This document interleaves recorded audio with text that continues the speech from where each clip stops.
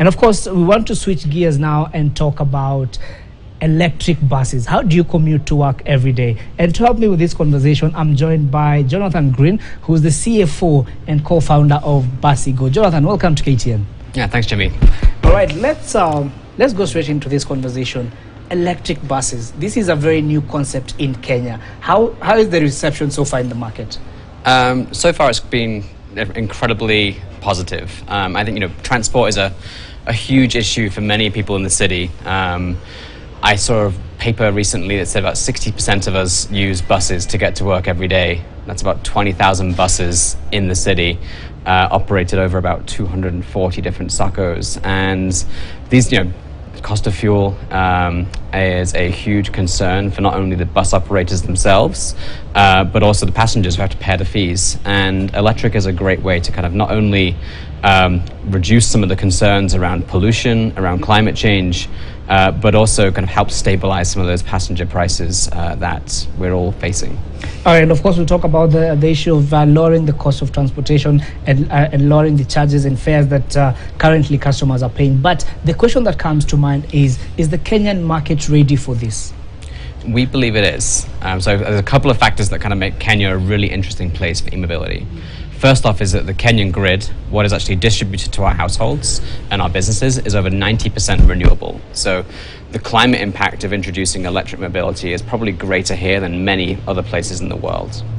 All right, and of course now there's the cost of buying the bus itself and the cost of maintaining it. Help us through understand how does it make business sense to buy an electric bus? It's a really good question. So electric buses, we're not going to, kind of pull the wool over anyone's eyes. They are more expensive than the equivalent diesel bus. The good thing is, though, is that they're much more affordable to maintain, both in terms of refueling on a per kilometer basis. Refueling your diesel bus is going to cost about 40 shillings per kilometer. It's about half that for your comparable electric bus. Service as well is much more straightforward in electric vehicles because they actually have much fewer moving parts compared to your average internal combustion engine. So brake wear is reduced, you haven't got to change oil, you haven't got to change fuel filters, and as a result, the total cost of ownership, so if you consider the cost of purchasing the bus and then you add up all of the costs of maintaining it over its entire life, the total cost of ownership for an electric bus is actually less. All right, and how much are we talking about for me to buy a bus, let's say a 56 or a 72-seater bus? If you were to go to an OEM in China or Europe, you're probably looking at least $150,000 to purchase that bus if you're buying just one from the manufacturer. Obviously, when you're talking about introducing volumes, and as I mentioned earlier, Kenya or Nairobi has over 20,000 electric buses, and so it's a very, very interesting market for some of the electric bus OEMs. And when you're producing or when you're selling 100, 200, 300 buses a year, that's when we can expect volume pricing. And as such, with local assembly, we believe that we can get those buses on the ground in Kenya for about 13 to 15 million shillings. All right, now the question that comes to mind, of course, is when it comes to the issue of charging. I mean, these are electric buses. It means you need a place to go and charge your bus every so often.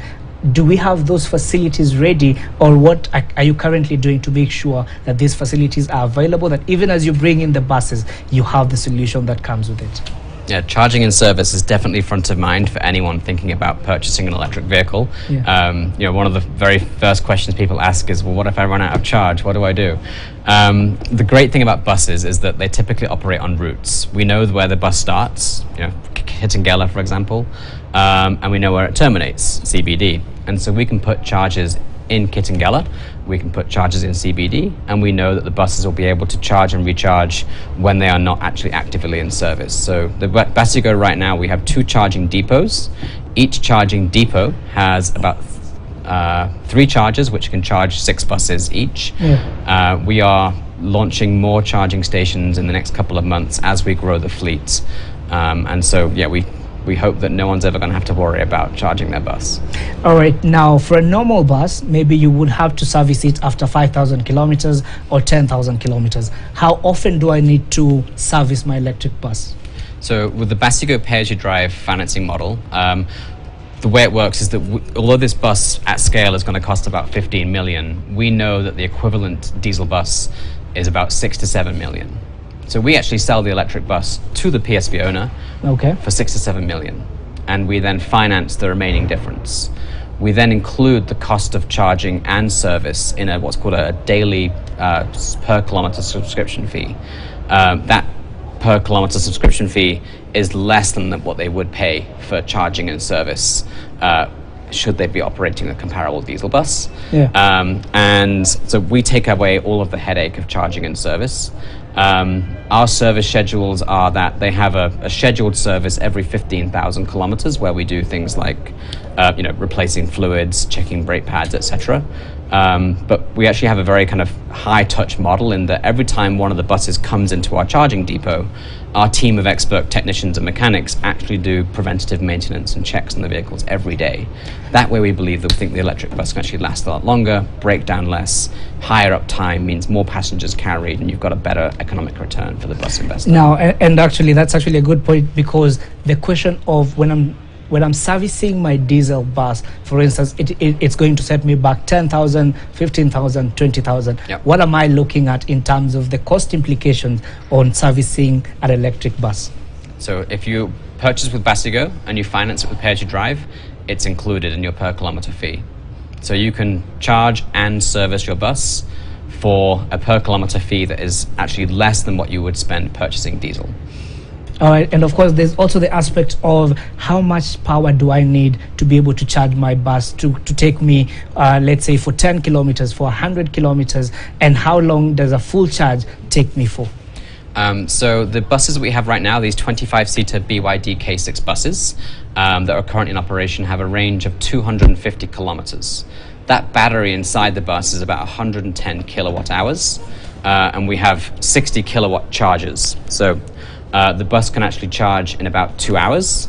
We prefer actually to charge it a little bit slower. We charge over 3 to 4 hours, typically done at night when obviously we're not using buses ourselves. And that way we can maintain battery performance for longer.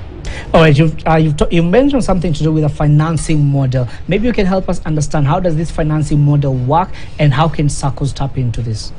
So the usual way that people buy buses, whether it's a SACCO or whether it's an individual investor who is buying a bus as part of the SACCO, is that they will typically bank finance part of that bus. So your NCBAs, your co-op banks, your family banks, for example, will finance between 70 and 80% of the bus over a 3 to 4 year term. Under the Basigo model, they get the exact same loan that they would do to purchase the bus.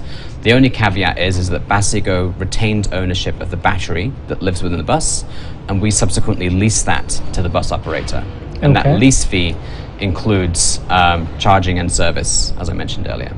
And so they pay daily based upon the number of kilometers they've driven. All right, now, again, let's talk about the cost implication. And earlier on you mentioned about this being able to help reduce the cost of transportation and the bus fares that Kenyans are being charged. Help us understand, how does that happen? Because at the end of the day, for these SACCOs, they're still in business. They need to make money. Yeah, absolutely. So taking our 25-seat bus as an example, we know that, well, our pay-as-you-drive pricing is 20 shillings per kilometer. So when you include VAT, it's about 24 shillings per kilometer. At the cost of diesel right now being about 162 last time I filled up, those diesel buses are spending about 30 shillings per kilometer on operating their buses. And so we are 7 shillings per kilometer cheaper. They're driving over 250 kilometers per day, taking passengers to and from the city, driving about 6,000 kilometers per month, on up to 80,000 kilometers per year. That 7 shillings saving per kilometer can actually result in about 1 million shillings a year, which we hope can either, it can fatten the pockets of bus investors, but hopefully some of that benefit also passes down to the commuters as well. All right, I understand we're running fast out of time, but there's also the question of the environmental impact of electric buses versus diesel buses. Maybe help us, I want you to help us understand, why should we invest in electric buses, which are expensive and which is still a new concept, and especially within the African context, why should we adopt this? Yeah, so I mean, I think there are economic benefits, as we mentioned, with models like ours. It doesn't have to feel expensive, but the environmental benefits and the health benefits, as you mentioned, are actually significant. So first off, driving 80,000 kilometers per year is going to emit about 75 to 80 tons of CO2 annually, and about 7 to 8 kilos of kind of toxic air pollution that comes out of the exhaust, the diesel particulate matter. That is, obviously warming the planet, and we all know the consequences around adaptation and mitigation of climates. But I think here in the city where we feel it most is actually the air pollution. That air pollution is the leading cause of respiratory illness and premature death, according to the World Health Organization. And so the more diesel particulate matter we can take out of the air by replacing combustion vehicles with electric vehicles, the longer you and I are going to live. All right, thank you very much, Jonathan. Great, and of course, we will be looking forward in seeing how the Kenyan market is adapting to the new electric buses. And of course, that right there is how we want to take a quick break here on Business Today. When we get back, we will be discussing matters to do with Kenya's export market. So stay tuned for that.